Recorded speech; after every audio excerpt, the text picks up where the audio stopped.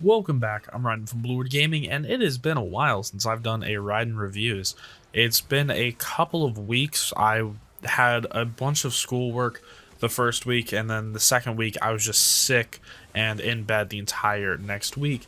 But it's actually quite good that that happened because this review would be much different if I actually got it out on time. This week, I'm taking a look at Breach, developed by QC Games. Now, you might have heard of that name recently because some news has come out that this game has spyware in it.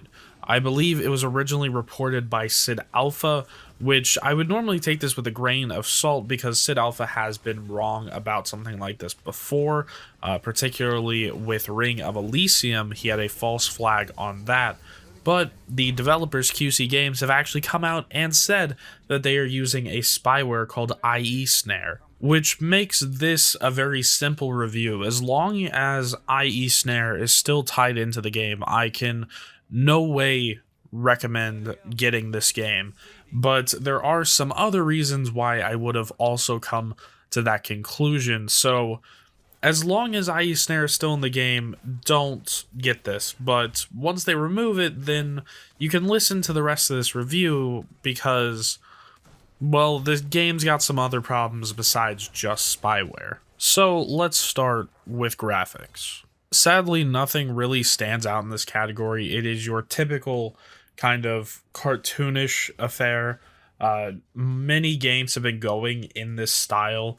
I don't think that it's a particularly bad style, but with the amount of games going for this semi-cartoonish, almost Fortnite look, it just kind of gets old after a while. Although I do have to say there is one sort of like high point or low point, depending on how you look at it. This game is the first, to my knowledge, that uses assets from Paragon, which, if you don't know what Paragon is, it was Epic Games' failed MOBA, and they released all the assets on the Epic Games Store, so it's not like QC Games is running into any issues by using their assets here. It's just, I think that this might be the first commercial product, or the first commercial game released with assets from Paragon, which it's nice to see that they have a new life here. So next, let's move on to sound, music, and voice.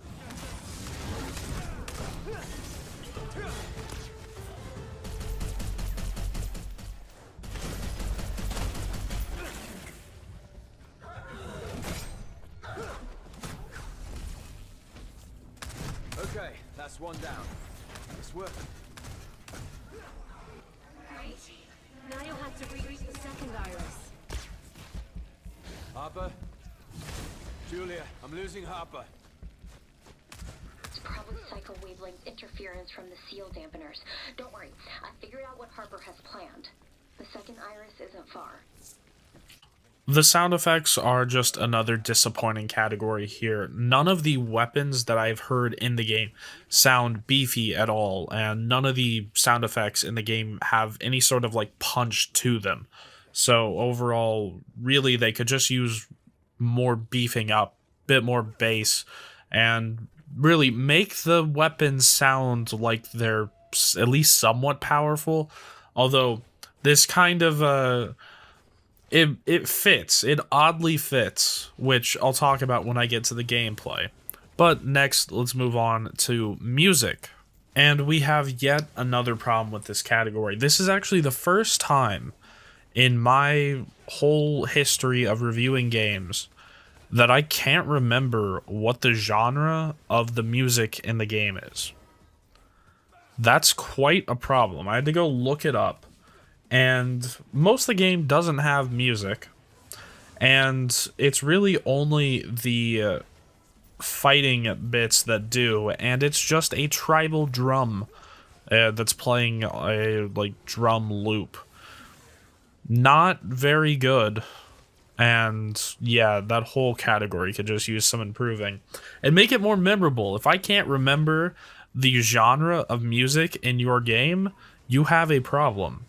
Next, let's move on to voice. The voice acting in this game is the lone high point of this game. The voice actors sell their characters, and they do quite a good job at it. I can't find a list of voice actors, so I don't know if there's any notable names here, but even if there isn't, these voice actors do a very good job here, and you get to hear them quite often, which is very good. A lot of indie games seem to kind of not have that much dialogue to kind of cut on costs, but thankfully there's plenty of dialogue here, and you get to hear the amazing voice acting. But voice acting alone does not make a good game. So let's move on to story. I laugh just thinking about it because this game does have a story, but I don't know if anybody could actually tell it to you unless they played a whole ton, because the missions are supposed to be played in a certain order to have this developing story throughout, and there's supposed to be like these big story moments at the end of them, but the game doesn't actually have you play the missions in order, so you're getting fed these story bits completely out of order, and you have no idea what's going on. Granted, I know who the main characters are, I know who the main bad guy is, I know why he's the bad guy, but these story beats are just lost on me. Like, apparently a character died somewhere in the story, and I just don't know where that's supposed to take place. I don't know what's the end, what's towards the beginning. It's just all kind of thrown at you as you play these missions, and it is really the worst story delivery that I think that I've ever had in a game. And next up is gameplay, which is very promising, but they somehow managed to mess this up too, which I'll explain in a bit of detail.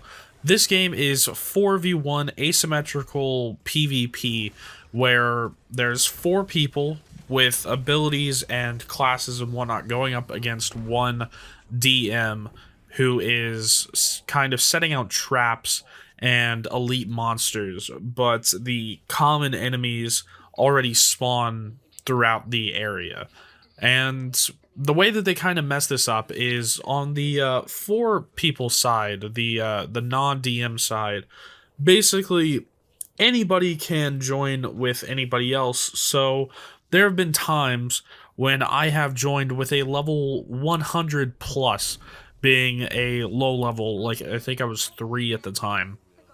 And it just, there's no kind of grouping whatsoever, which I kind of understand. There can't really be that much grouping because the player base is so small. So I kind of understand that there isn't, but they need to have some sort of scaling in the game, because I was doing basically nothing and the level 100 was doing pretty much everything. And then on top of that, the DMs are way too powerful. The normal enemies in the game put up enough of a challenge, even when you don't have a level 100 helping you, especially when you don't have a level 100 helping you. And when you add in a DM who can put down traps and add in elite enemies, it gets to the point where it's almost unwinnable. Pretty much every single time that I didn't have a high level character with me, or that someone else is playing, my whole team just got steamrolled.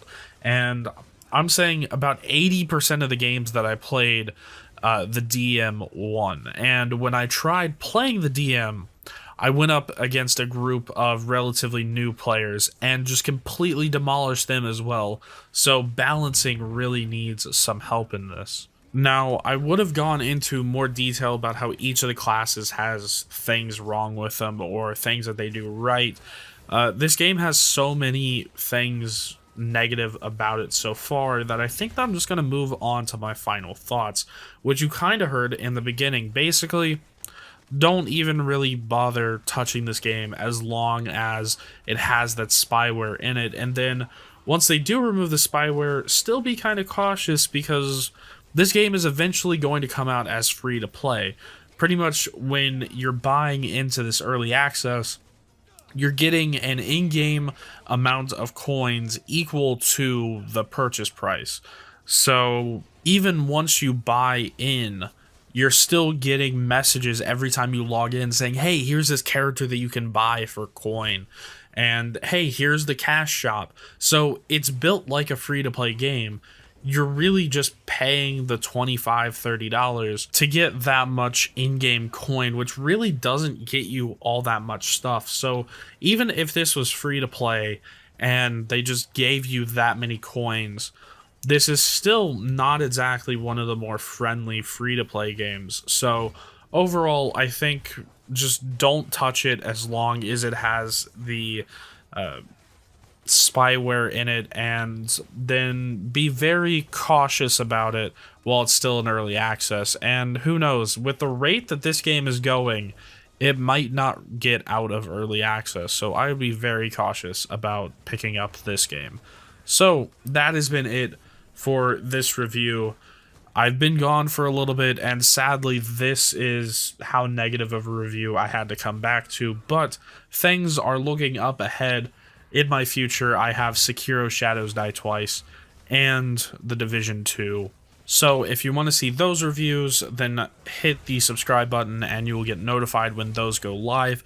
And if you want to see me play them for the reviews, then you could go check out my Twitch channel, which is linked in the description. So, as always, I'm Raiden from Blue Gaming, and I'll see you guys in the next one.